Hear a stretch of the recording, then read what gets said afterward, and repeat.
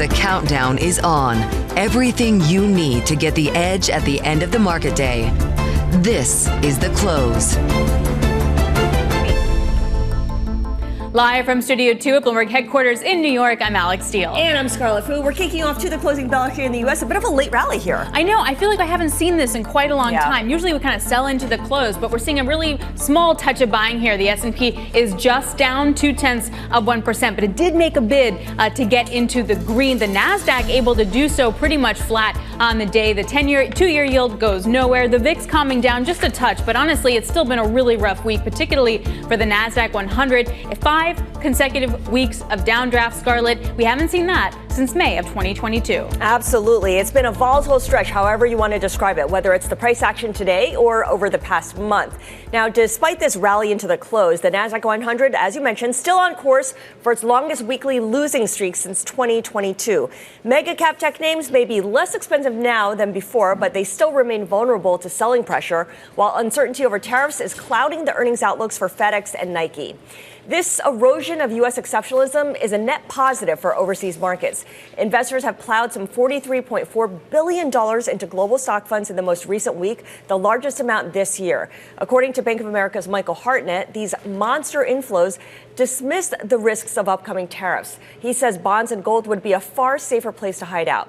And Uncle Sam bets big on Boeing, the Pentagon awarding the plane maker a multi-billion-dollar contract to build out its next-generation fighter jet called the F-47.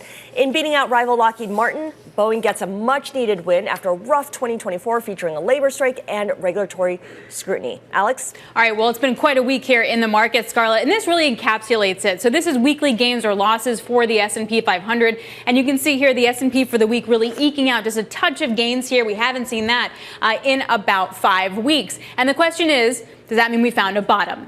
There were a lot of retail notes coming out over the last 24 hours from JP Morgan saying that retail investors were buying, that individual traders pumped $12 billion into U.S. equities in the week that ended March 19th. And that shows that there is retail buying. There still is buy the dip, which also means we haven't seen capitulation. So can we build on this very small weekly gain, Scarlett? All right, that is a perfect place to begin here as we kick things off with David Katz, President and CIO at Matrix Asset Advisors. David, great to see you in studio. Nice to be here. Thanks for joining us. You think that we can start buying into this sell-off, and do you think the price action that we're seeing this afternoon kind of exemplifies that?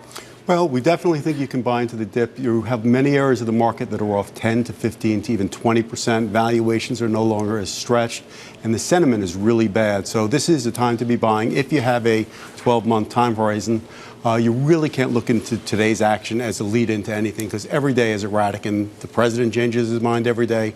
The market changes its mind every day. You have to turn down the volume. Look out longer term. Although the president hasn't said that much or as much about tariffs this week as he has in previous weeks. And I know we're getting closer to the April 2nd deadline when it's supposed to be a big day for tariffs.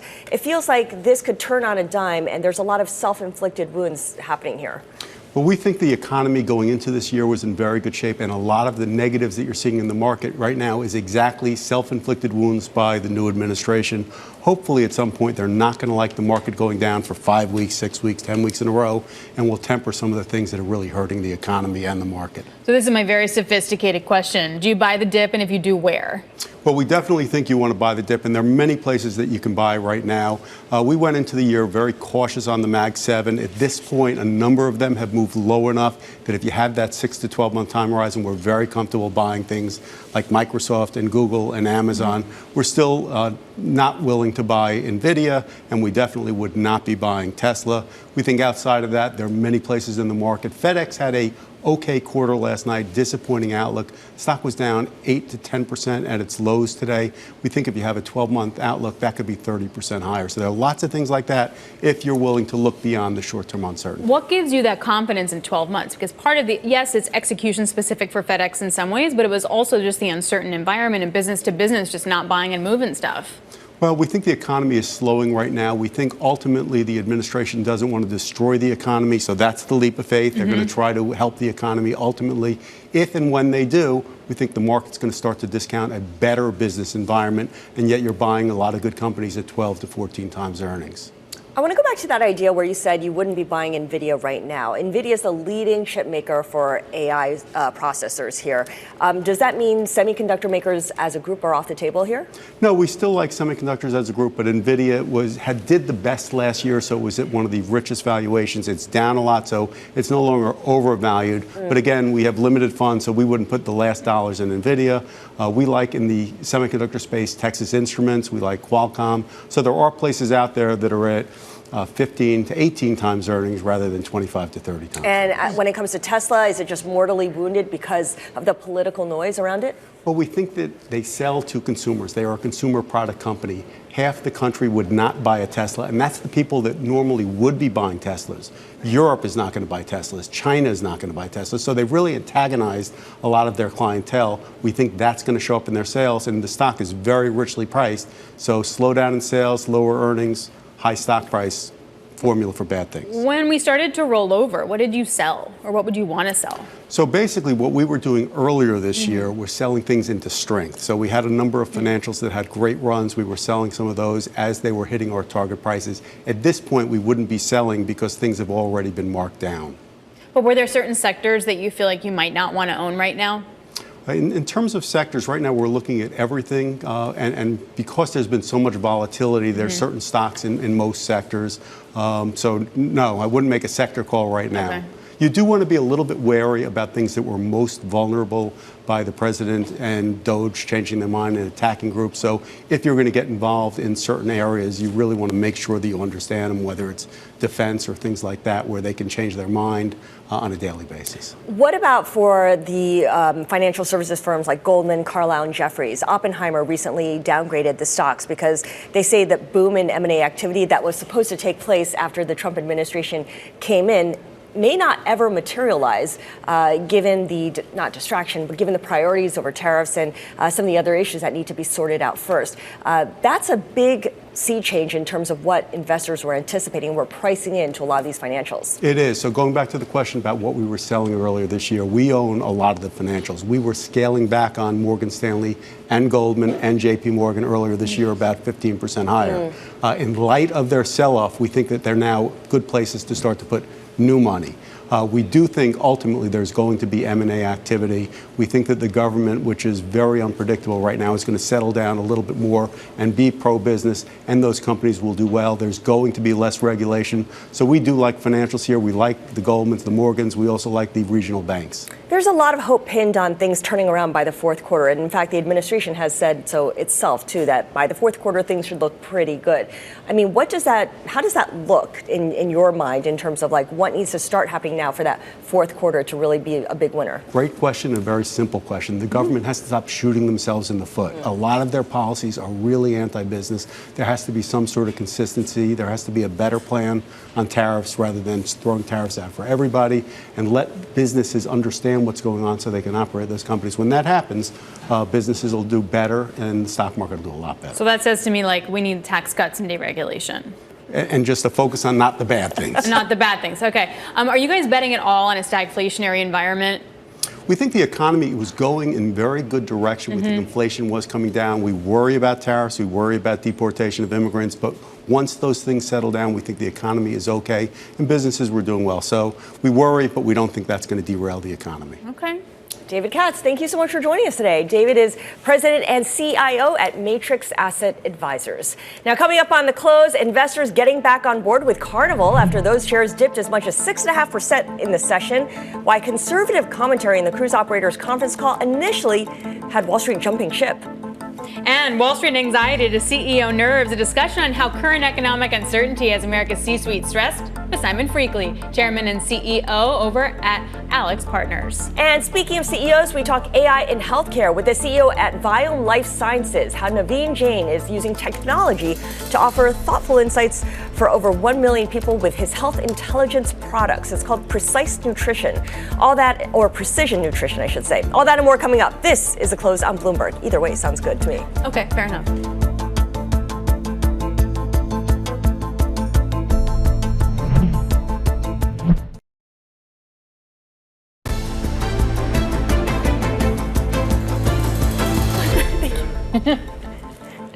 All right, shares of J&J pretty much neutral on the day. The company announcing it will increase its R&D, manufacturing, and tech investments in the U.S. to more than $55 billion over the next 4 years. The company joins other names like NVIDIA and Apple, who have also pledged to invest millions into the U.S. as part of what President Trump has dubbed the Trump effect. For more on this, we want to bring in Bloomberg's Marc Niquette, who covers the real economy for us here at Bloomberg. We keep hearing how CEOs feel bad. They feel stressed. They're worried about the economy. And then we keep hearing all of these investment calls. How do you understand that? Well, they also know that President Trump likes big numbers and he likes to make announcements, particularly about manufacturing investment. And we've seen high-profile meetings in the Oval Office followed by these kind of announcements with companies investing or proposing to invest, planning to invest, in some cases, hundreds of billions of dollars.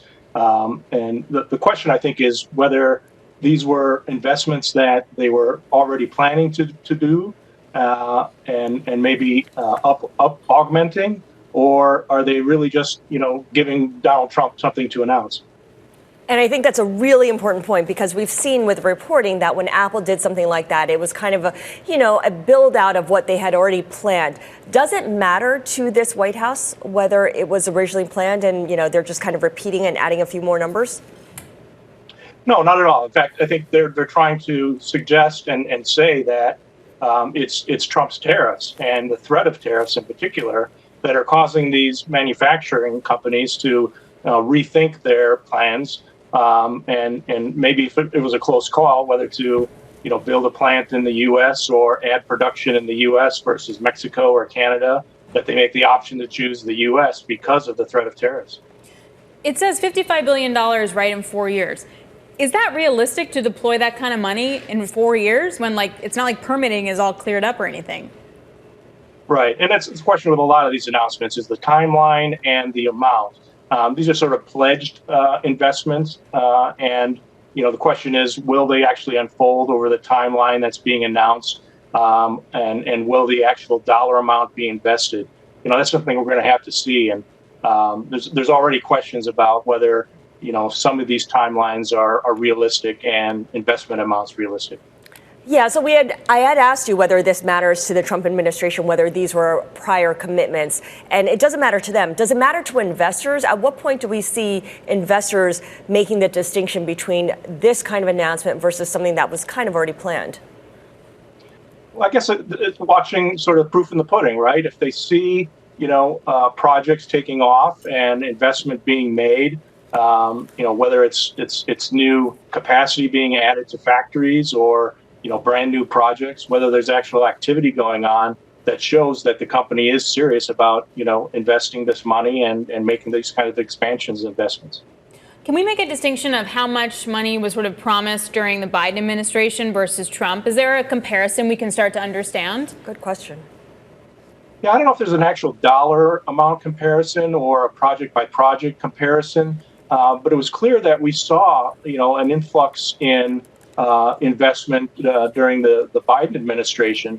In fact, we had record factory in construction going on as a result of the Inflation Reduction Act. There was all these incentives, and particularly for battery plants and EV component production that sparked massive investment in the U.S. Sort of a Biden effect, right, of investment and manufacturing capacity that came out and is coming online because of the Inflation Reduction Act.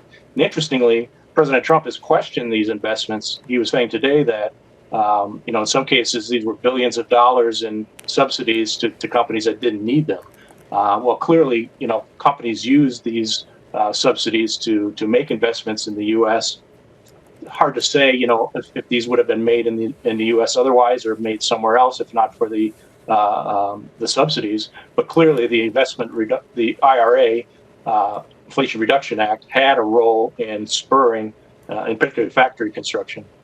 Absolutely. Marc, really appreciate your joining us. Thank you so much for the context provided there. Marc Niquette of Bloomberg News. And of course, it's not just U.S. companies or companies in general building out their investment plans and their capex here in the United States. You also have ByteDance holders and Oracle looking for a TikTok deal, trying to bring this Chinese company back to the U.S. or into the U.S. somehow. Yeah, so you got U.S. investors in ByteDance, right? They're General Atlantic, Susquehanna, KKR, Co2 are all working with Oracle, like you mentioned, to try and convince President Donald Trump that they were able to make some kind of a deal that the app would then be free of Chinese control here in the United States. They would try and basically acquire the additional stakes in like a spun-off TikTok U.S. business, is according to the FT, by the way. But who knows if that's actually going to fly? Yeah, this has been around, this kind of reporting, for a couple of years now, especially since the first Trump administration, when they wanted to do something with this and it didn't really gain any traction. Yeah, it just depends on whether or not you actually get the tech and all. That's the good stuff, like the models and how they do it. That's the AI, the algorithms. Like, that's cool. Like, just actual TikTok does nothing for you.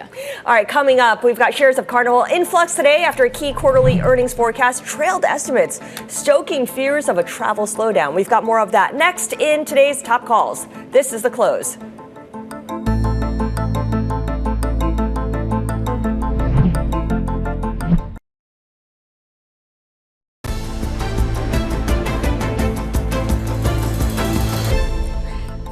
It's time now for our top calls and look at some of the big movers on the back of analyst recommendations. And first up, D.A. Davidson getting in the zone with an upgrade to buy from neutral for car parts retailer AutoZone. The analyst expects investors to gravitate towards quality names as economic uncertainty continues to rise.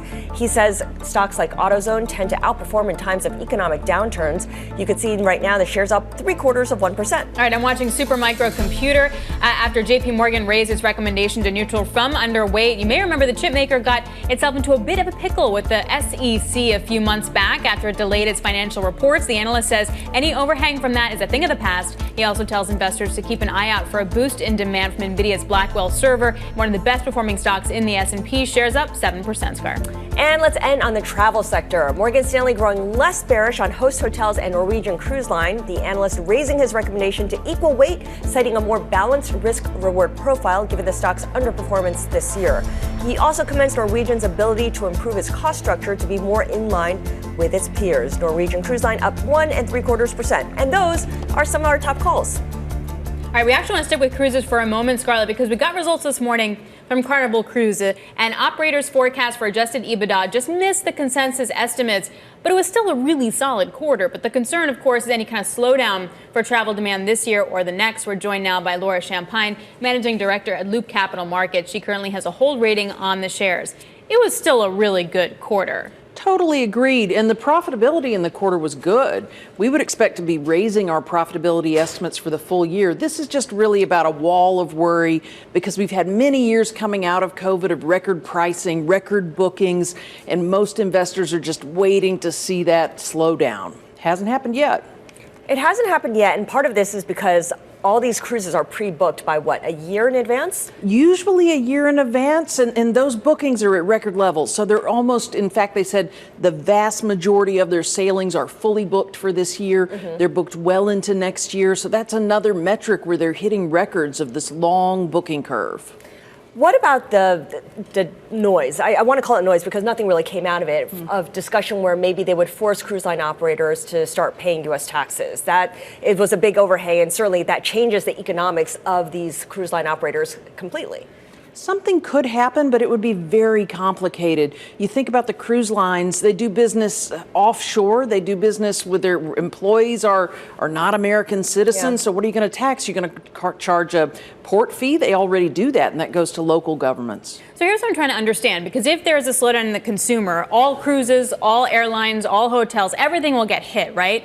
Are cruises set up better to perform in that environment or not? Cruise lines have much better visibility, as we've mentioned. So the worries seem like small worries to me. So the worries are that the in-close pricing or the last-minute bookings might not show up or might have to be heavily discounted. Another cruise company that we follow, Viking, said they're almost too booked, that they would not have had to discount if they'd had more open sailings this time of year. So even when there's in times of economic uncertainty, because they have so much visibility a year out, what have we learned from previous periods of economic stress or downturns? What did Carnival or Viking or Norwegian go through, let's say, in the aftermath of the financial crisis or in 2022 when the market did terribly? So the big fear is that you will have in a recession massive discounting. Now, that would be discounting for sailings in late 2026, 2027? So you do have a time cushion there that gives the cruise lines more time to wait before they aggressively discount. And like I said, no sign of that yet. The fears are that this big boom we had coming out of COVID was some kind of a bubble, but the discounts they have versus land-based vacations, I think it's the value option for vacations. You're selling it, but you still have a hold rating, right? So why aren't you upgrading your call? You know, I've learned, I've been doing this in consumer stocks for 25 years. If the market wants to hate it, I need to wait. I'm happy to miss the first 10% move higher. You know, the negative momentum is so profound in this group. Also, Carnival's not really growing capacity. They're hitting a break in when COVID happened. They weren't ordering new ships. So their capacity is basically flat this year and next. I like the growth of your names, Viking and Royal Caribbean. We do have buys on. Broaden out to the broader consumer. Where are the cracks? Are you seeing any?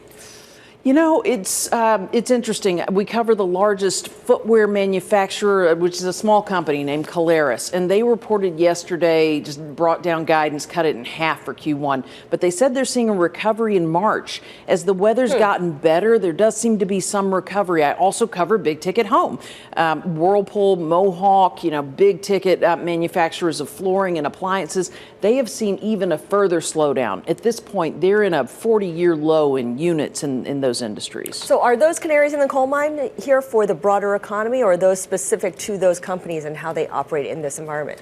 I'm calling out companies that have such big market share. Whirlpool and Mohawk, they're 30% of their industry. So it can't just be about them. The question is whether this is just noise, and once we have a better sense of unemployment and what happens with tariffs and inflation, we're hopeful that the back half will be better and that this is just a hiccup. But that is the million-dollar question right now. All right. Fantastic to get your take on Carnival. And of course, Laura Champine over at Loop Capital Markets, taking a look at those cruise line operators. All right. Some breaking news here. StubHub, according to the New York Times, is eyeing a potential IPO as soon as this year. This is the ticket reseller company. And of course, we know that experiences have been a big thing for consumers. So actually, it looks like they have filed now for the U.S. IPO. It's for some reason, it's not listing under that ticker. Thank you. So I had the same issue. It's going to seek a NYSE listing as STUB. It's going to be led by JP Morgan, Goldman, BofA, and TD Cowen. The revenue that comes out in the prospectus for 2024 looks to be about $1.77 billion. That's definitely higher than 2023. Definitely higher than just the $1 billion in 2022. So it looks like they're definitely going to file for an IPO. I should point out, Scarlett, that this has been coming for ever. First it was going to be last year, and then it was going to be summer, and then it was going to be September, and then it was going to be this year, and it's we're slowly rolling on this one. Yeah, and there's still time for something to happen where it gets pushed off. And of course, it all depends on how stable the markets are, right? Market volatility, for example. All right, much more coming up. We'll talk about the CEO sentiment. This is Bloomberg.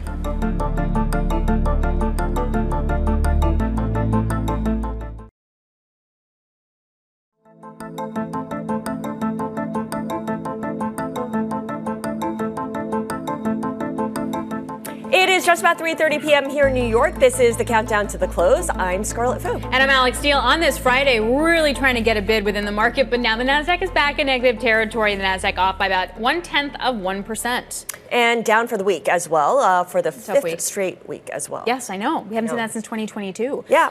Speaking of StubHub, we're going to go back to that news. Finally, it's going to have IPO. Well, it's going to seek a listing under the NYSE as Stub, S-T-U-B. It's going to be led by JP Morgan, Goldman Sachs, Bank of America, and TD Cowen. And did release some numbers as well, financial numbers. For 2024, revenue was $1.77 billion versus $1.37 billion in 2023, and up from $1.04 billion in 2022. But it's still losing money. Loss per share was 91 cents, at least for 2024. In 2023, it actually did make money, $5.71. It's interesting. I wonder why now, when there is so much uncertainty and there has been so much volatility. It's interesting that now it's coming, when it's been sort of coming for 8 months prior to Maybe the second half is when it's going to happen, like everything else that we keep hearing. So difficulty, volatility, pause, and the then magical second half. So let's talk about that, because anxiety under the second Trump administration is on the rise, and not just consumers or investors that feel that uncertainty about the economy. A recent survey from the Business Roundtable finds expectations for the U.S. economy have dipped among the top CEOs due from volatility, tariffs, regulation, and other policy shifts. Here with more on how executives can navigate the uncertainty is Simon Freakley. You must be busy. It's a busy time, and it's certainly a stressful time to be a CEO at the moment. Right. So that's what's so confusing is I talked to some CEOs and they're like, nope, U.S. still a good place to do business. But then the confidence is so low. Then I hear about projects being put on pause. And then we hear about Johnson & Johnson investing $55 billion. I can't make sense of this. Yes, well, the investment decisions, of course, are multi-year decisions and multi-year programs. So I suspect that's been in the cooking for quite some time. But the problem for CEOs at the moment is that they simply can't pivot as quickly as policy is being announced. They're being whipsawed by these sort of daily announcements on tariffs, which go often against what was announced the day before. What that's resulting in is profound uncertainty, but also some paralysis in the executive suite as to where to move and when. And so what we're seeing is that CEOs, the best CEOs, are saying, well, look, let's focus on the things that we can control. Let's take out the cost where we can. To the extent possible, let's move fixed cost into variable. Let's focus on our core activities. One, it's a strategy to keep your sanity, but secondly, it's a strategy to develop your best year. But the profound uncertainty that's sitting in C-suites and boardrooms at the moment is causing a problem. That sounds like a recipe for limiting potential losses as opposed to maximizing for growth. Yes. Well, of course, when we were last together in January, I mean, CEOs were almost giddy at the prospect of revenue growth, yes. You know, prospect of lower taxes, prospect of lower regulation. It was going to be go, go, go. Here we are, almost 8 weeks later, it feels very different. Now, is there some room for optimism? Yes, there is. I think there's still quite a lot of optimism about what AI and Gen AI can do for business. The cases to use AI for efficiency, I think, are well made now. You know, how, for instance, you cut the cost of call centers, for instance. But what people are now really understanding is how to use these tools to drive revenues. So there's still optimism about that. So I don't think it's a matter of if, it's a matter of when people invest, when they think things either settle or they have clear line of sight, because CEOs are craving certainty. Yeah, and focus on the things you can control, which makes total sense. I wonder if the skill set needed to get through this period of turmoil is different than the ones that a lot of the CEOs or top executives have relied on to get to where they are. We spoke with Sean West, who is a former deputy CEO of the Eurasia Group, about CEOs and the skill sets that they need. And this is what he said. Take a listen. If you treat the U.S. as this exceptional place with open markets and rule of law and all these freedoms, then you're not as successful as if perhaps you cut your teeth operating in emerging markets and operating, you know, if you're, say, a foreign-born CEO or you were a CEO of a foreign company, you understand how to deal with governments that have centralized power. You understand how to deal with governments that don't give you the benefit of the doubt in court, or courts that don't give you the benefit of the doubt. And you size your investments and you size your moves accordingly.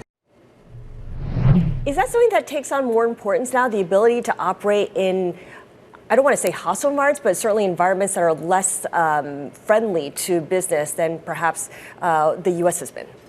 Well, it's such an interesting question. In the conversations I have with CEOs of our clients every day, what I'm seeing is that the skill set is still the essential skill set, but the mindset has to be a little different. The mindset has to be one of being prepared to pivot quickly, not being a hostage of any decision that's gone before, being prepared to be bold, but also to make sure that you have options. And so the pandemic, of course, to some extent was a dry run for this whole sense of having come out of a globalized world and interconnected and just-in-time supply chains, and what we needed was just in case, not just in time. I think the CEOs that lived through the pandemic years had to develop a mindset of agility, and that's serving them now. When you take a look at the idea of, say, pressing the pause button or retrenching a little bit, when does a pause button or retrenching become really like scaling back, dumping projects, having to let people go? Like, what's a time frame for that? Well, there are things, Alex, that CEOs can do now. So we have dozens, for instance, of tariff war rooms that are being set up with our clients, just understanding in an environment where tariffs are certainly going to go up, how can companies look at the combination of different countries of origin of their products to minimize the likely impact of tariffs? How can they deconstruct products to understand how they could maybe source from different countries key elements, or indeed import partially built products, so they avoid the tariff cost on the indirect cost inherent in those products. So this engineering of tariffs, this tariff shopping, if you like, is something they can do now because they know the direction of travel. And actually, within probably 3 months, they can mitigate by 5 or 10% the cost of increased tariffs. In 6 months, they can probably mitigate it by 25%. So moving to action now on these just-in-case strategies is what the best CEOs are doing. And if they're doing that now, but in 2 months it goes away completely and we're in a world of no more tariffs, are they still going to move forward with these kind of plans for the longer term?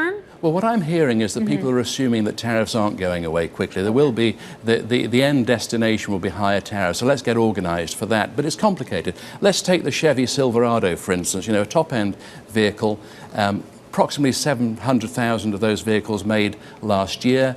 30% of the vehicles were made in Mexico, 20% of the vehicles were made in Canada, but even the 50% of the vehicles that were made in the US, products, key elements, dashboard products, door linings, powertrain elements are being imported from Germany and China and what have you. So it's not just as easy as bringing the production on domestically on shore, even if the factories have the capacity for more production. It's such an interconnected world. Yeah. This planning and programming and just-in-case strategizing is the key to surviving this, and they can be doing that now.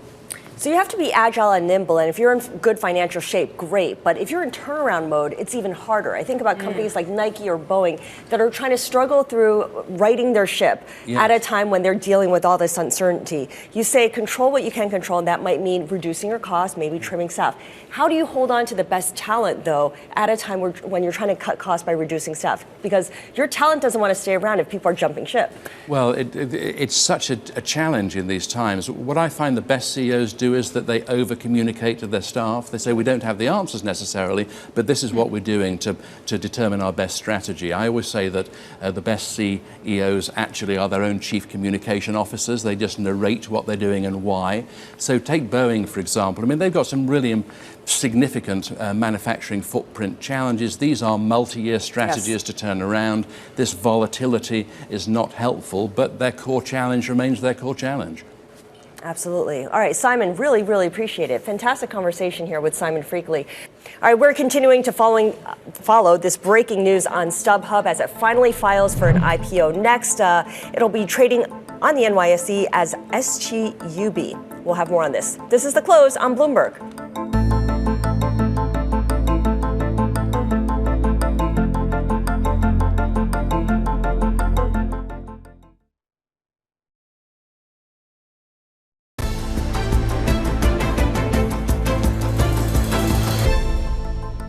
Normally, this would be our stock of the hour, but we're going to do our stock of the future instead. Nice. StubHub, it has officially filed for an IPO here in the U.S.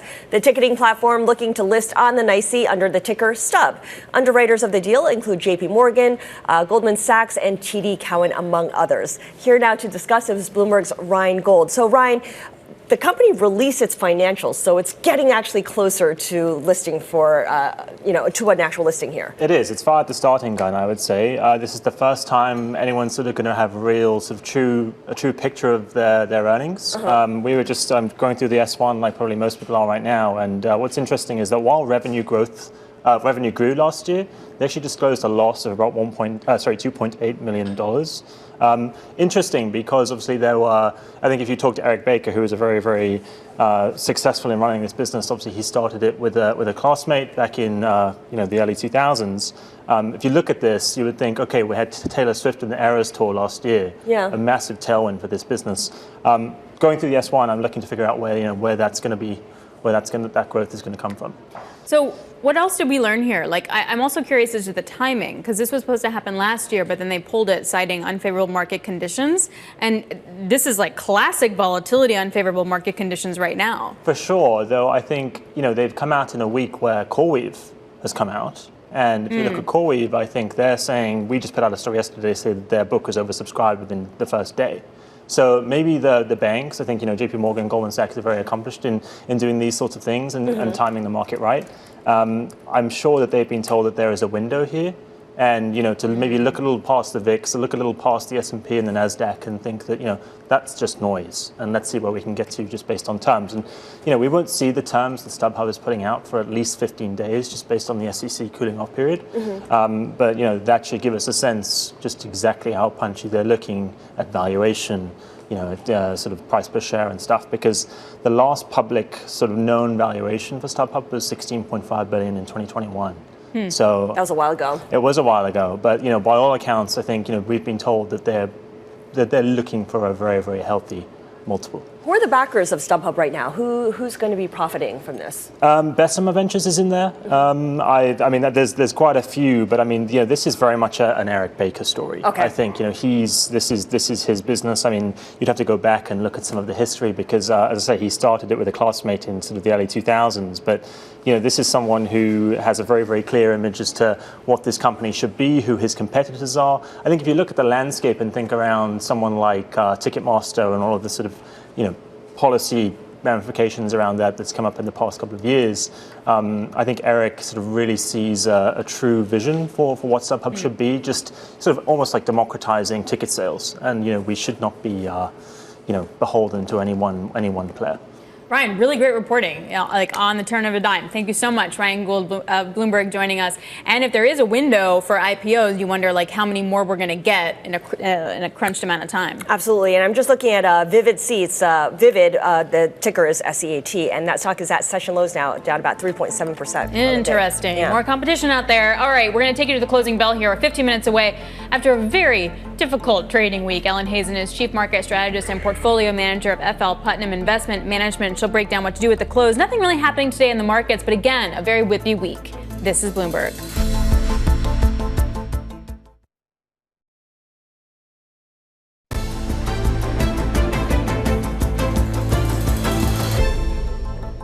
We are just 10 minutes to go before the closing bell, and right now we are still looking at declines across the major indexes. Not the Nasdaq Composite, but we've come a long way off our lows this morning. Right, Alex. but it's still sort of a rough week overall. It's interesting though, the Mag 7 finally getting a bid after just being pummeled pretty much all week. But the S&P materials sector is the weakest sector in the S&P, along with some other cyclical guys. But it was really Nucor that's dragging down that index right now. Their outlook wasn't so great, and that whole steel sector is really getting punished, which is just kind of an interesting read through when then you layer on things like FedEx, you layer on margin weakness from Micron, it just sort of layers on after a while.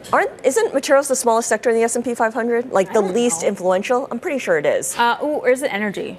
Well, both are, right at the bottom there. Wow, just saying my stuff. Fine. No. I mean, but it's a sea change from, a couple years ago, and certainly, remember when financials were the biggest sectors in the S&P 500? Yeah, I know energy's not as important in the S&P. Okay, that wasn't fine. the point. We're still the real economy. Just go. Feeling a little sensitive. All right, let's get to some market analysis now, and welcome Ellen Hazen. She is Chief Market Strategist and Portfolio Manager with FL Putnam Investment Management. Ellen, great to see you today. What do you make of this buy the dip action that we seem to be seeing in late trading today? Well, so far, it looks as though the economy is slowing, but probably not headed for a recession. I will say that over the last 6 weeks, the number of concerning signs has grown. But overall, the labor market really is the linchpin of this. And I think anyone who's looking at those fundamentals is going to be a buyer on the dip. Being a buyer on the dip doesn't necessarily mean going for Mag 7, going with what's worked in the past. How are you changing up your selection within big cap stocks? That's a great question, Scarlett. What we're doing is we still think a lot of the Mag 7 look very attractive. Not all of them, but most of them are still generating a lot of cash flow, and those valuations have come in by 20% or even more in some cases. So we're not necessarily selling the Mag 7, but what you do see is earnings growth accelerating and broadening beyond those sectors. So if you look at the S&P 500, for example, earnings growth by economic sector, you see acceleration in consumer discretionary, and it's not just Amazon, it's other areas too. You see acceleration in industrials. You see acceleration in some other areas that is, I think, the reason that you're seeing the equity performance broaden out, because stocks tend to follow earnings, or actually sometimes they predict earnings. And if you see the earnings growth going up, then the stocks are going to follow. Okay, so where aside from tech would you be interested? So we're actually looking at a couple of interesting areas that are more stable, not necessarily because we're trying to pivot to more stable, but because that's where the value is right now. So one area we're looking at is real estate. We like CB Richard Ellis a lot. That's a company that has under-earned for a few years with the well-known problems in commercial real estate, but it looks like both volume and pricing are turning around here. So that looks pretty interesting. Another company we like is Kroger, the supermarket in the consumer staples area. As we look at that, it's at rock bottom valuation. You're paying 12 times earnings for that, and earnings are still going to grow 6-7%. If you look at the earnings estimate revision trends over the last few months, they keep going up. And that's what we like to see. We like to see where there's positive earning estimate revisions, and both of those companies are seeing that, and they're reasonably valued. What would you be selling in this environment or trimming?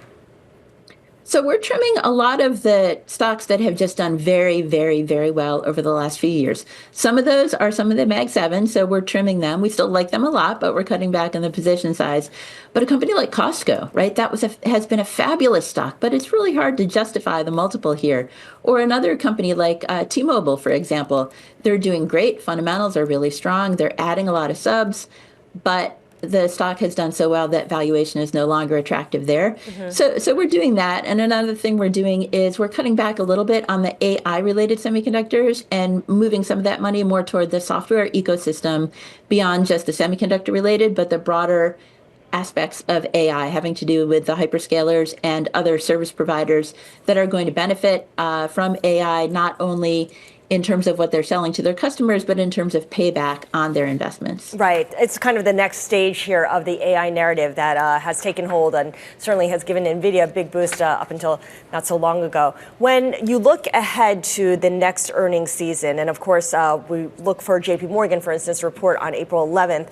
That's still about 3 weeks from now, but we've had the dollar weaken quite a bit from mid-January. At some point, that's going to provide a tailwind for a number of these companies that have exposure overseas, won't it? So a couple things about quarterly earnings for the first and second quarter for this year. To your point, Scarlett, as we look at the dollar, it has weakened. But if you look at it on a longer term basis, it doesn't look as though it's broken down to the downside. We think the dollar can remain strong. So it will help a little bit at the margin, but of course, only for those companies that have more international exposure. But what I am a little bit concerned about is that Q1 earnings estimates have declined by about 5% just in the last 4 or 5 weeks. And at the same time, you've seen a decline in CEO confidence and in NFIB small business optimism.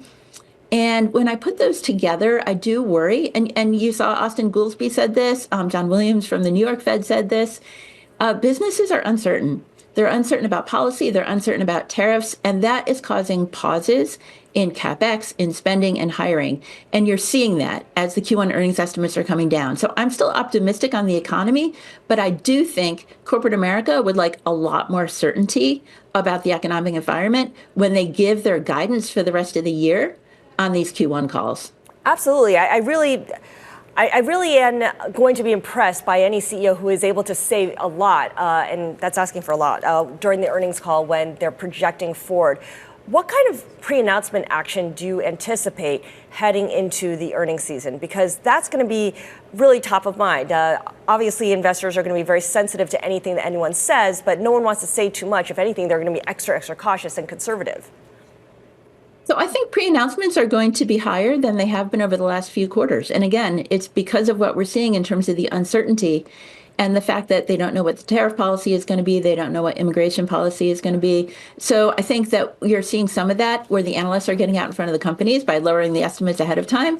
But the analysts are not going to get all of it. And so a number of companies are going to have to pre-announce. And this is a change from the last couple of years when pre-announcements have been relatively modest. So I do think it's a little bit more treacherous environment.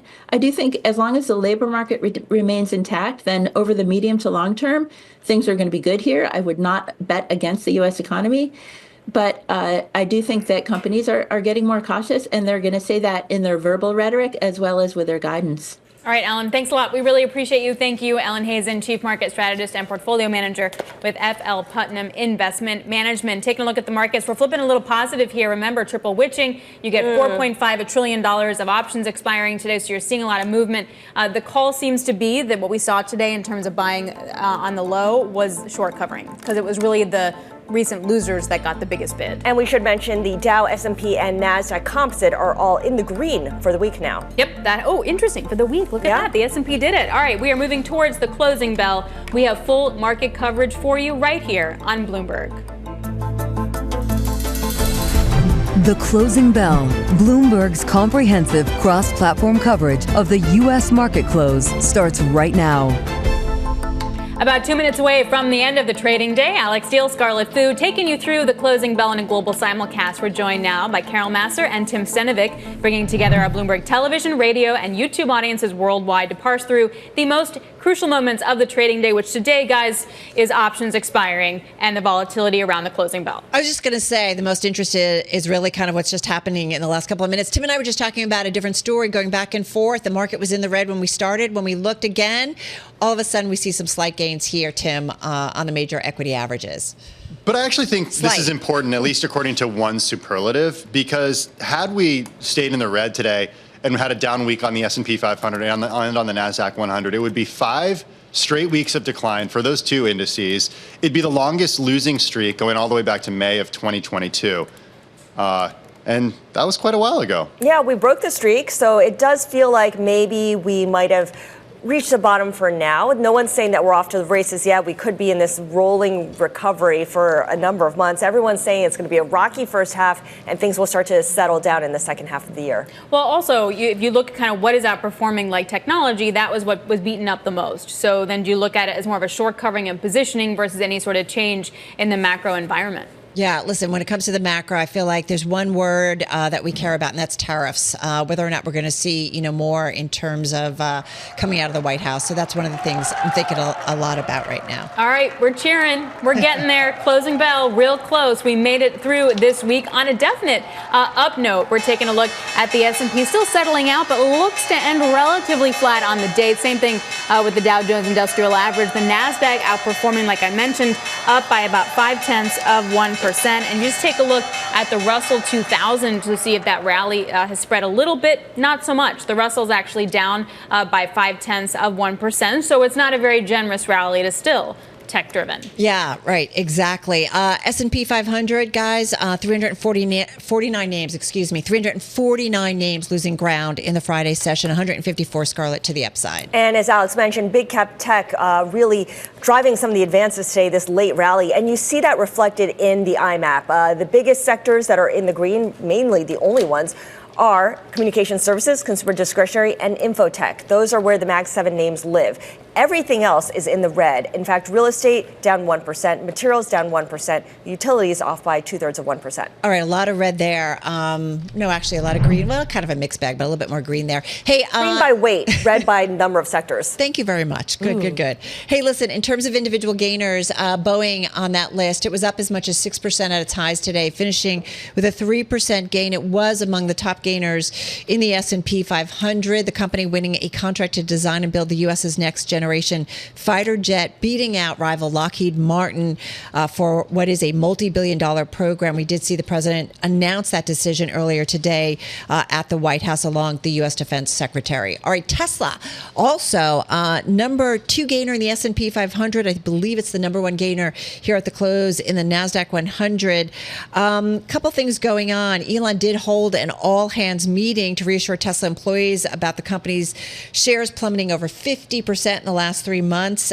He reiterated his claim that Teslas will soon be capable of driving autonomously with a software update. He also mentioned the launch of a new, more affordable model in the first half of the year. He offered little detail, though, about those vehicles. I do also want to point out, too, that retail investors seem to be individual investors buying a lot of Tesla shares for 13 straight sessions, pumping about $8 billion into the stock, despite the stock heading lower. So a few dynamics going on there. And then I'm just going to be really quick with this one. Luminar Technology is something different. It's a small cap, micro cap company, up about 32% here. It makes sensors for automobiles, posted fourth quarter revenue that topped estimates and provided guidance for this year, including guidance for revenue growth of as much as 20%. Keep in mind, about 33% of the float is shorted, but nonetheless, super outperformance. And again, it's a micro cap. Okay, a few stocks that we've been talking about quite a bit today. Important ones to note for their declines. Nike shares falling by 5.5%. The company did say it expects revenue and profitability to decline further. Gross margins dropping sharply in the current quarter. This due to U.S. tariffs on products from China and Mexico. Some questions about Nike's turnaround efforts and the challenges there because of inventory clearance and the impact of the growing trade war. Nike shares down 5.5%. FedEx also down after reporting earnings after the bell yesterday, 6.5% to the downside. The company lowered its full year guidance for the third consecutive quarter. It cited inflation and uncertain demand for shipments. The latest outlook assumes the global economic, political, and trade environment doesn't worsen any further, and that it's making progress on its plan to spin off its freight division as a separate publicly traded company. And you heard Carol talk about Boeing as one of the gainers today because of that award from the White House. Lockheed Martin down 5.8%. This after Boeing won that contract to design and build the U.S.'s next generation fighter jet. This award caps more than 2 years of competition between the defense giants for the full-scale development of the next-gen air dominance manned fighter. It's going to replace the F-22 Raptor. It's envisioned to operate alongside drones. Those are being developed, though, as part of a separate program. Once again, Lockheed shares down 5.8%. It's a very dramatic move. I feel like it's also broader uncertainty, obviously, in terms of money as well. All right, bond market, snooze fest. It was also whippy around the equity market as well. Again. So at one point, we saw some nice buying as equities were selling off. Obviously, that reversed with the long end selling off a little bit. And just for your preview, $183 billion worth of issuance comes next week in 2 and 5 and 7 year notes. So put it on your calendar. All right, we certainly will. Hey, one of the things that was certainly of note today, we did see FCC Chair Brendan Carr making some comments and interviews about how it is getting ready or prepared to block M&A deals and proposals from companies that promote invidious, that was his word, DEI policies. Well, another story related, or that at least caught our attention, JP Morgan renaming its DEI program to DOI following political backlash. And so rather than diversity, equity, and inclusion, it now stands for diversity, opportunity, and inclusion, Tim. Okay, so Jen Piepzak saying, she's COO, she said that in a memo to staff that it's because the E always meant equal opportunity to us, not equal outcomes. And we believe it more accurately reflects our ongoing approach to reach the most customers and clients to grow our business. It does raise the question, though, about what companies are doing in the face of all this criticism, not just from the Trump administration, but from outside groups as well. Because it looks like there could be serious consequences for companies that do have DEI policies. If a company does want to still keep these policies in place, do they just change the name? Do they change the meaning of them? I think there are a lot of questions here still. Or they dismantle the most obvious parts of their infrastructure and continue to, enact not policies, but customs maybe that go with what they had planned. It's an open question. It's all open to interpretation. And that's the thing. When you remove the infrastructure, it all depends on personnel, doesn't it?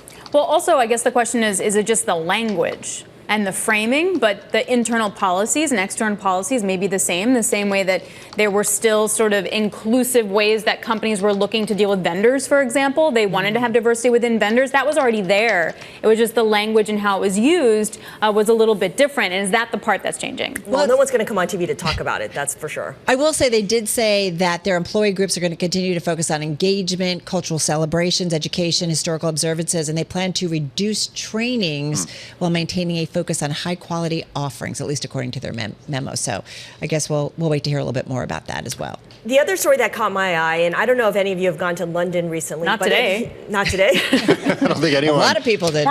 really tried, who were trying to get there, got there. Too soon. Yeah, well, Too soon. that's a good point. But in general, it's become Europe's mobile phone theft capital of the world, or at least within that region. 70,095 recorded thefts in a year. A lot of people on electric bikes will zoom by and take your phone, and they can sell it on the black market or the gray market for like $1,500. But is it like in your bag or like in your hand and they get it? You're on your phone, you're kind of looking at it, you're not paying attention, and someone grabs it. But I thought like the whole, anti-theft stuff that phones have, where it's like auto locking, you have to have Face ID and control over. I thought these things you could lock them remotely and just not even allow, and that deterred thefts. That's obviously not working. Yeah, but you could strip it for parts. Break it apart and sell the stuff inside. Ooh, apparently Westminster, guys. Sounds like you know what you're doing, Scarlett. She does. It's her side gig. I've read a lot of stuff. But guys, Westminster. Keep my phone away from you. The Westminster, where it has like all the high-end shopping, right, and the entertainment areas, that's apparently the worst area where you have the most phone thefts. I will say my daughter spent a year over there going to school, and she was like, don't leave your phone out. Don't be so on it. So there was a little bit of a warning when we were overseas a little bit. So you need one of those things, like the fanny pack but for your phone. Yeah, or maybe like get off our phones. Don't walk and look at your phone at the same time. Some people were just busy, okay? Spelling bee doesn't work on its own, all right? You got to put some effort into that. Guilty as charged. All right, guys, have a great weekend. That is a wrap. Our cross-platform radio, TV, YouTube, and Bloomberg Originals. We call it Beyond the Bell. We'll see you again. Actually, don't we call it the closing bell? I don't know. We change it sometimes. Anyway, thank God it's Friday. I will see you guys on Monday. We will see you on Monday. Okay, that was the closing bell. We're going to be going beyond the bell next because we've got investments in defense heating up across the globe. So we're going to sit down with Sheila Kahyaoglu. She is Managing Director and Senior Aerospace and Defense and Airlines Equity Research Analyst over at Jefferies. This is The Close on Bloomberg.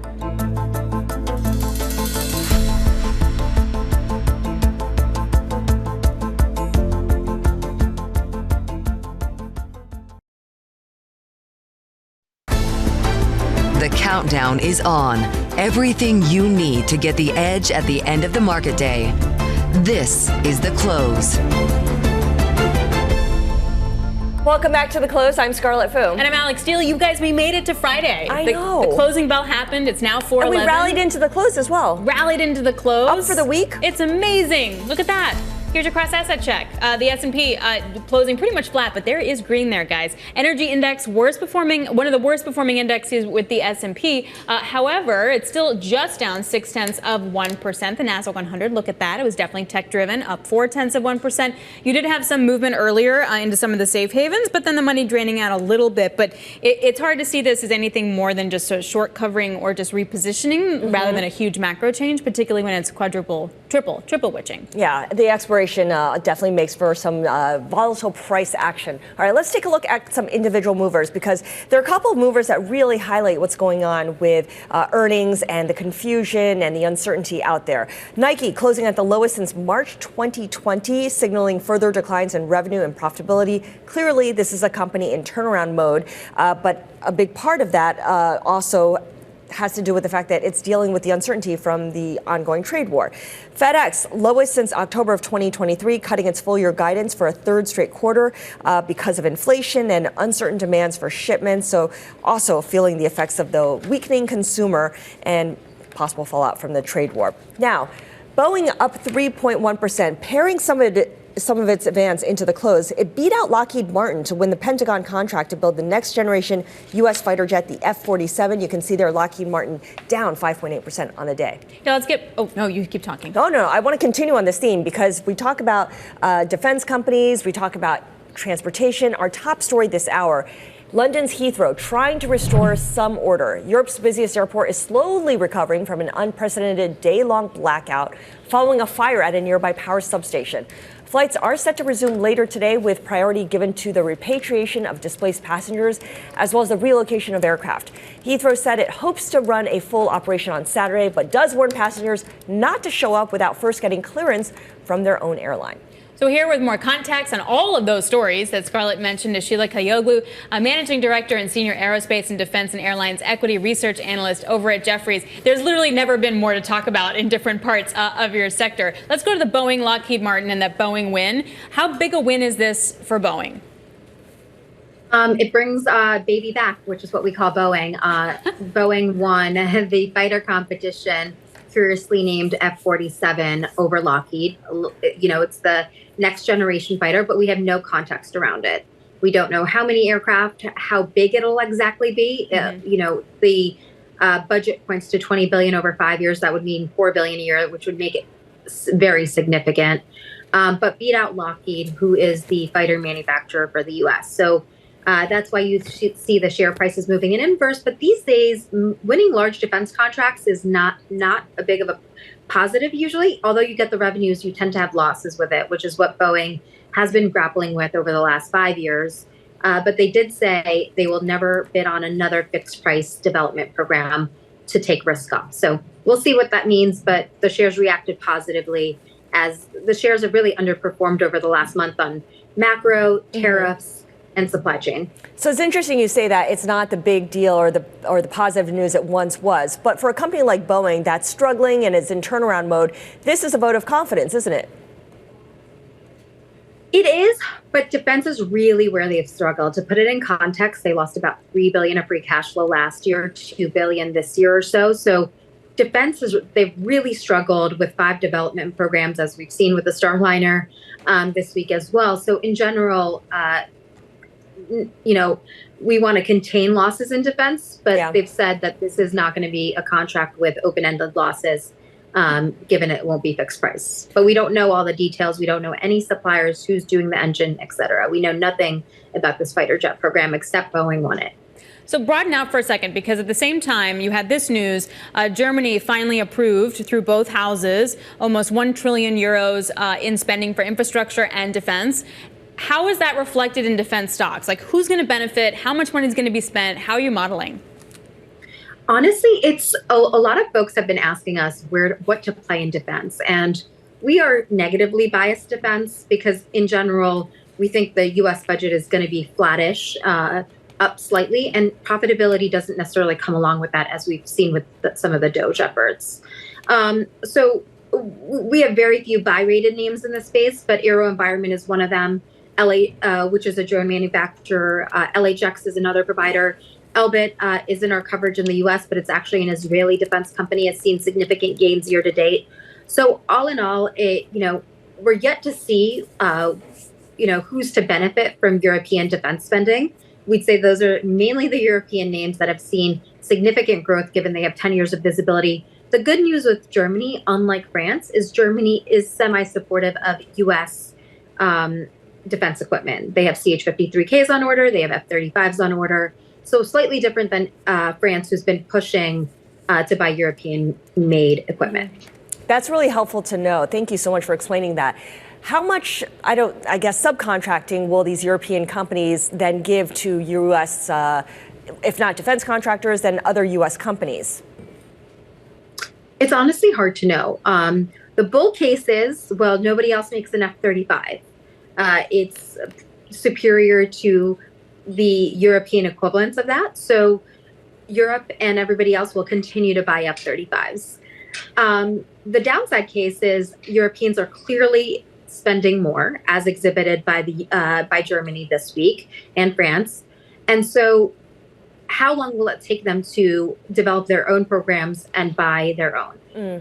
Probably, 5 to 10 years. So it's a bit of both, but I do think the European names are the ones to benefit, but the share prices have doubled, tripled over the last few months as that's been made clear. So kind of already ran. Interesting. All right. And defensive names are not that defensive. Everybody, we'll talk about Heathrow in a second, I'm sure, but everyone wants to be defensive in this U.S. macro tape. And we continue to point to our aftermarket names, which most people wouldn't think of as defensive. Just given with U.S. defense primes and DOGE, those headlines are wreaking havoc on these names as well. Sheila, before we let you go, I got to get your quick thought on what's going on at Heathrow. From your perspective, who benefits, who loses out? Honestly, no one benefits. It's unfortunate. It's just another incident causing tightness and stranding passengers. One of our companies, actually Parsons, does manufacture. Does install air traffic equipment, et cetera. So it might be helpful, but honestly, no stock would benefit. It's just an unfortunate incident. Sheila Kahyaoglu of Jefferies, thank you so much for joining us today. Really appreciate it. Coming up, we've got the top 3, where we focus in on the top 3 movers and shakers at the center of the day's big stories. This is The Close.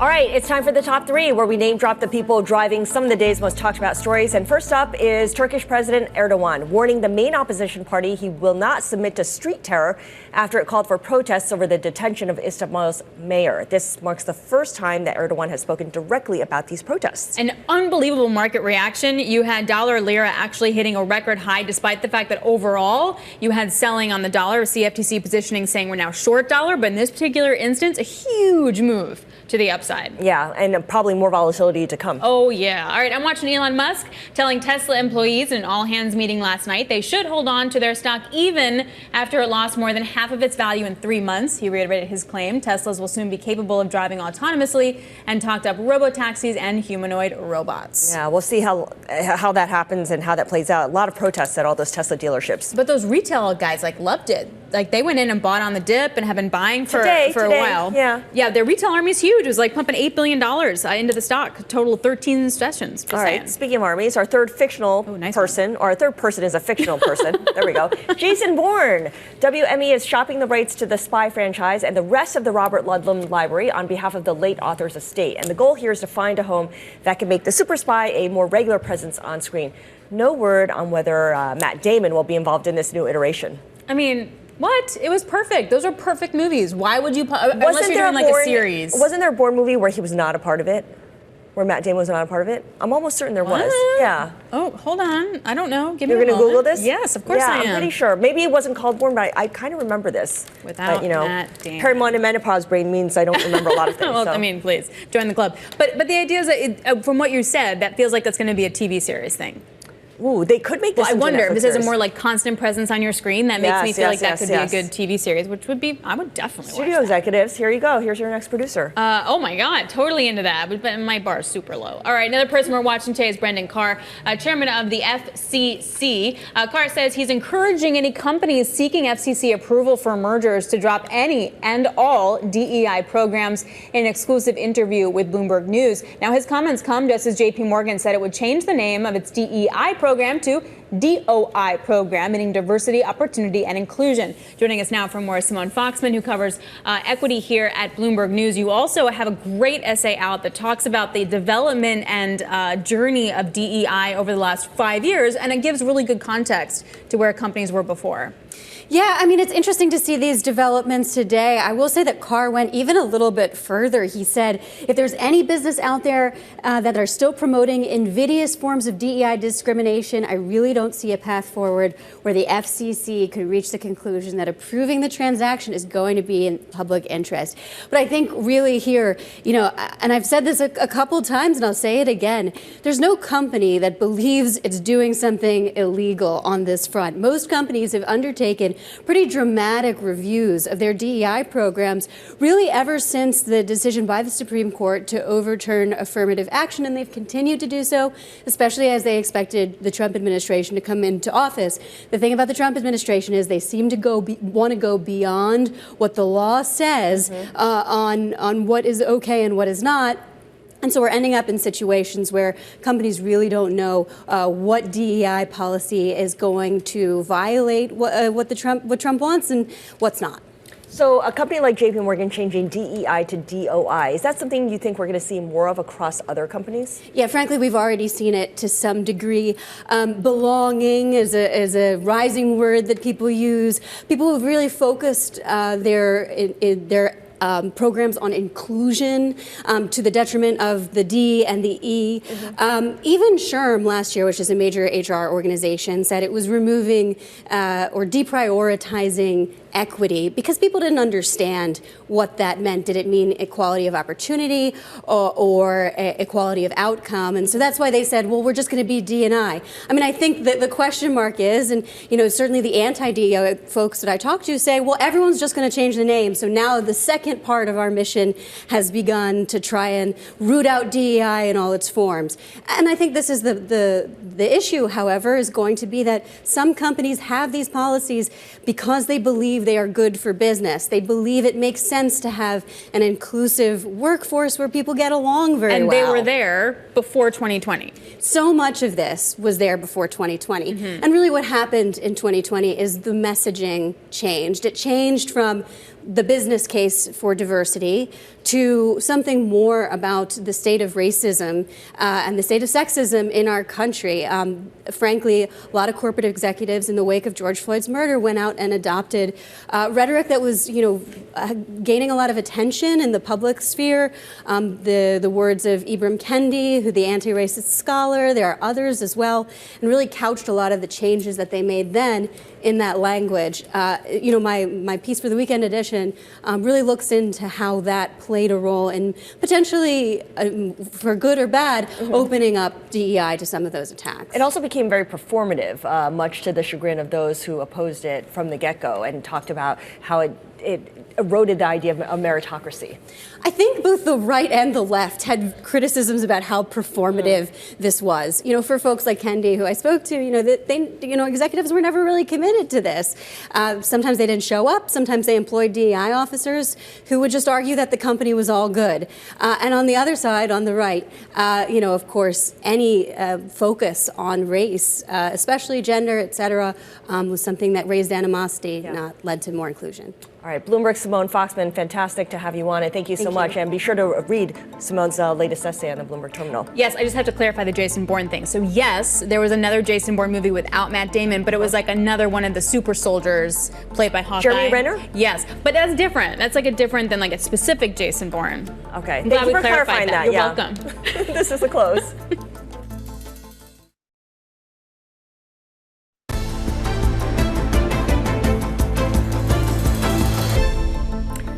Demystify nutrition. That is the mission of Viome Life Sciences. The preventative healthcare company provides at-home health testing products to help its users, which number more than 500,000, get personalized food and supplement recommendations that are backed by science. Joining us now is the founder and CEO of Viome Life Sciences, Naveen Jain. Naveen, by the way, is no stranger to startups. He is the founder of InfoSpace, Intellius, and TalentWise. Naveen, thank you so much for joining us today. What a pleasure to be with you. I'm really looking forward to it. So I mentioned demystifying nutrition. That sounds like something we all want to learn more about. But I'm curious as to when you started this company, what was the problem, the specific problem you were trying to solve? Yeah, first of all, in Scarlett, our medical industrial complex, everyone makes money when you and I are sick, and no one makes money when we are healthy. So the problem that I set out to solve was, what if we can actually understand what is happening inside the body, so we can figure out exactly what is the right nutrition that to keep our body healthy, to prevent the diseases from happening, diagnose them early, and God forbid, outright reverse them. So how intrusive are these at-home tests? What do consumers, what do users have to provide? But first of all, if you can spit on a tube, so you give us a spit of your saliva, and then you give us a touch of your stool, and you actually do a finger prick and drop 2 drops of blood, and that's all you need. And from all of that, we do a complete unbiased RNA sequencing. And what I mean by RNA is, unlike most people are familiar with the DNA. So DNA does not change when you and I gain weight. DNA doesn't change when you develop diabetes or depression or heart disease. It is the gene expression, or your RNA is constantly changing. So we actually analyze the 100 million biomarkers by looking at everything that's happening in the top of the digestive tube, at the bottom of the digestive tube, and all around the digestive tube in the blood. That means we're looking at your gut microbial activity, oral microbial activity, your mitochondria, all of your immune function, and then we tell you what is happening inside your body. What is your biological age? What is your heart health? What's your gut health? What is your immune health? And then we go through and tell you, don't eat avocado right now because your uric acid production is too high. Or don't eat spinach. Maybe Popeye told you spinach is good for everyone. It's not good for you because your oxalates are not being metabolized properly. Or don't eat broccoli right now because your sulfite production is too high. So we can tell you exactly what foods to eat and why, what foods not to eat and why, and then we go through every nutrition that your body is lacking. So we can say, please go ahead. No. I'm curious. As you tell us all the wonderful things you can do with this data, who or what is analyzing the data? Is it AI? Is it human scientists? Is it human doctors? Well, first of all, there's no human scientist that can analyze 100 million biomarkers, right? So it has to be all done through AI. So we actually have a completely automated lab that takes the small sample and analyzes 100 million, converts the analog sample into digital, and then we look at all of these gene expression and then put them through AI. And AI actually goes through and actually discovers what's happening in your body and what are the right nutrients for you. And I was saying that not only just the food, we go through and say, your really body needs 22 milligram of lycopene every day, take 17 milligram of amylase every day. And we literally take every ingredient from vitamin, mineral, herbs, digestive enzyme, amino acid, and custom make the capsules just for you every single month. That means no two people ever get the same thing. So Naveen, what happens to the data that I would provide the company? I guess it goes to train the AI, right? It feeds into that, but do you keep it? Is there any chance, or is there a business in the future where you might, I don't know, give access to it to scientists, to companies, to insurance companies even? So first of all, Scarlett, all the data is completely anonymized. That means we take all that information that is PII, we separate it out. Take the anonymized data, and then we actually analyze that at an aggregate basis. And this is what allows us to now discover the stage 1 cancer in your mouth or throat that we have received FDA breakthrough device designation for, so that we can now detect stage 1 cancer in your mouth or throat. We are doing the same thing for Crohn and colitis, which are IBD. We are validating it now for colon polyps, which is 8 to 10 years before you can develop a colon cancer. And we hope to now do actually stage 1 pancreatic cancer. And these are the kind of things that can only be done because we have now analyzed over 1 million samples and collected over 100 quadrillion biological data points. And that is what allowed us to do the things that we do today. This sounds really interesting, and this may not be a fair comparison, the one I'm about to make, but it kind of reminds me of 23andMe.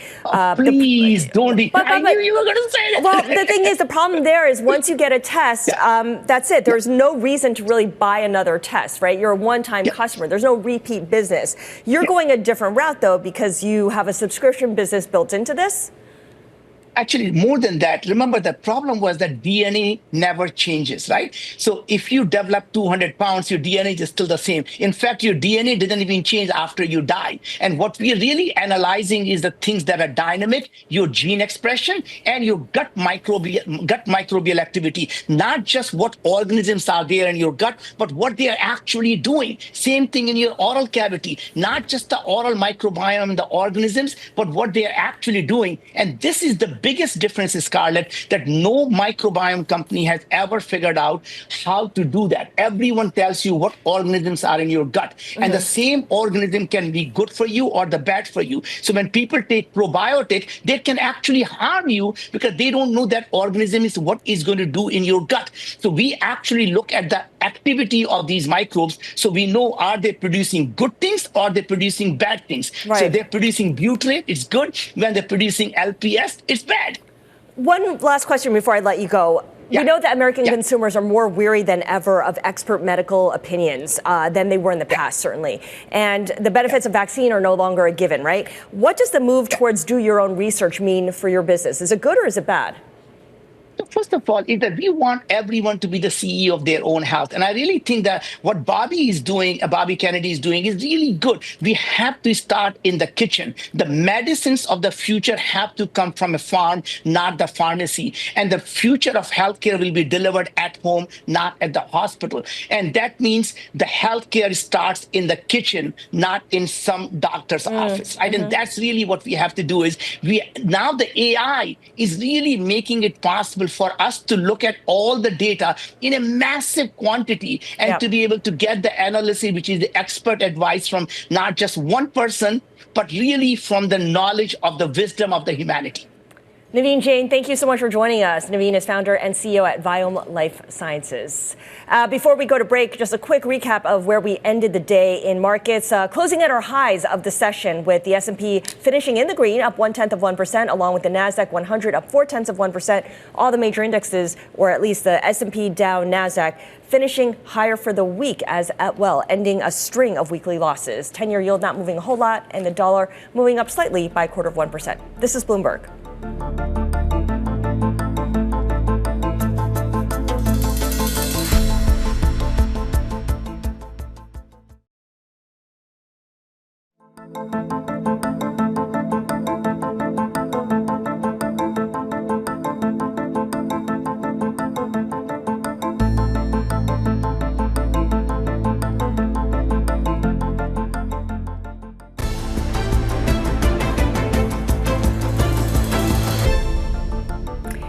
for Next Up, where we highlight the entrepreneurs and trendsetters moving the needle in markets, technology, and the VC space. Today, we're looking at CharCharms. What started out as a viral TikTok idea turned into water bottle accessory and the business that made $6.5 million just last year.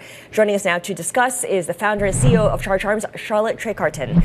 Charlotte, great to see you. Hi, thank you so much for having me. So what is the origin story behind this? How did you come up with this idea? It was a college idea. I was home from COVID and I had the idea, what if we accessorize water bottles? And this was before the Stanley craze, before the big water bottle boom. And I posted it on TikTok. It went viral. People really loved it. And that was the start. And how much of your money, your own money, did you put up originally before you had to actually go out and start raising money to do this? Yeah, just a couple $1,000s. I was working a job during college to fund the whole business. And as it grew, I continued to put in all the money that we were making. So we've really bootstrapped the entire way.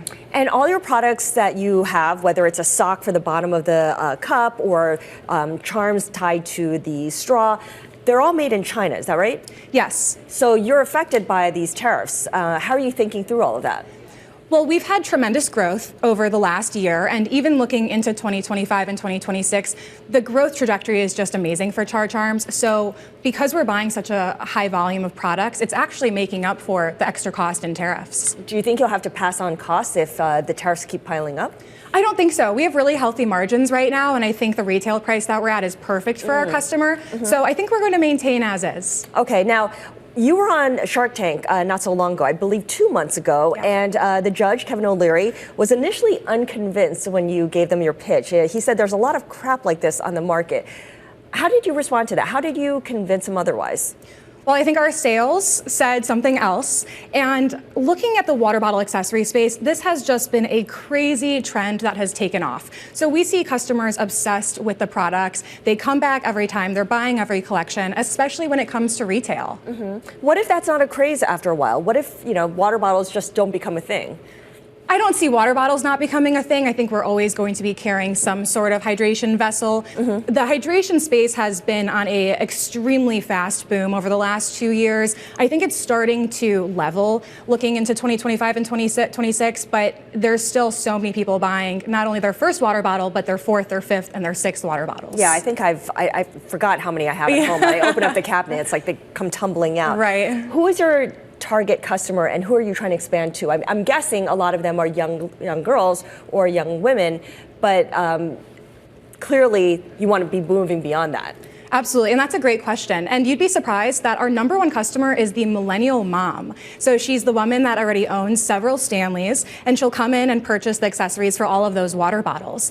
However, I think there's a lot of opportunity still in the Gen Alpha and the Gen Z space. So the teen girl that has her first Stanley and she's asking her mom, well, Mom, I want another one. Well, instead, they just go and buy more accessories for it to personalize them. How far in advance do your customers, which include Dick's and Target, put in their orders, given their own lack of visibility? They've been very vocal about how they're not clear how things are going to shake out over the next couple of months.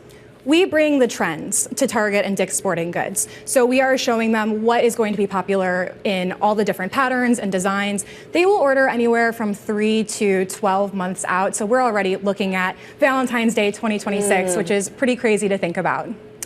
In terms of marketing your products, I know that you were on TikTok where you mentioned how it went viral. You did hire a TikTok coach to help your product gain a lot of traction. What are the biggest takeaways from those lessons? And I wonder whether they're applicable to the big brands just as much as they are to a burgeoning brand like yours. I think they are. The most important thing that I've seen so far is to bring the content creators in-house, which a lot of brands and big brands are actually moving towards. I'm seeing quantity is so important. So if you are a small brand, posting 3 times a day, and that's what helped CharCharms grow, was we were posting 3 times a day for 4 to 5 months, and that's what helped us get to 40,000, 50,000, and now we're almost at 100,000 followers on TikTok. And because we're posting consistently. Okay, so it's a regular cadence of yeah, posting. Absolutely. What's your next line of products after, cup accessories? I think there's a lot of opportunity both vertically and horizontally. So whether we launch our own fully accessorized water bottle, which I could see on the horizon, and especially moving into other charms. So I'm sure people in the social media space have seen charms are everything right now, bag charms, shoe charms, and that's what we're looking at. So we actually just launched a line of bag charms and they sold extremely well. And now we're going to be dabbling into some other charms as well. Okay, charms that started on hydration vessels and moving on to other products. Exactly. All right, Charlotte Trecartin, thank you so much. Yeah, thank Founder you. And CEO of CharCharms and based in Illinois. All right, coming up, what investors need to watch for over the next week. This is Bloomberg.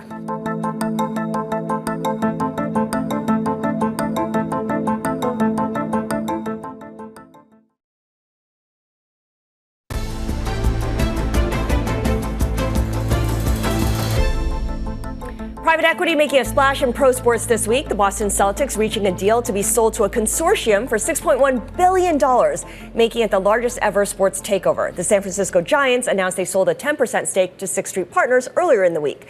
We spoke with one of the savviest investors in sports, Marc Lasry. Remember, he bought a 25% stake in the Milwaukee Bucks in 2014 and sold it 9 years later.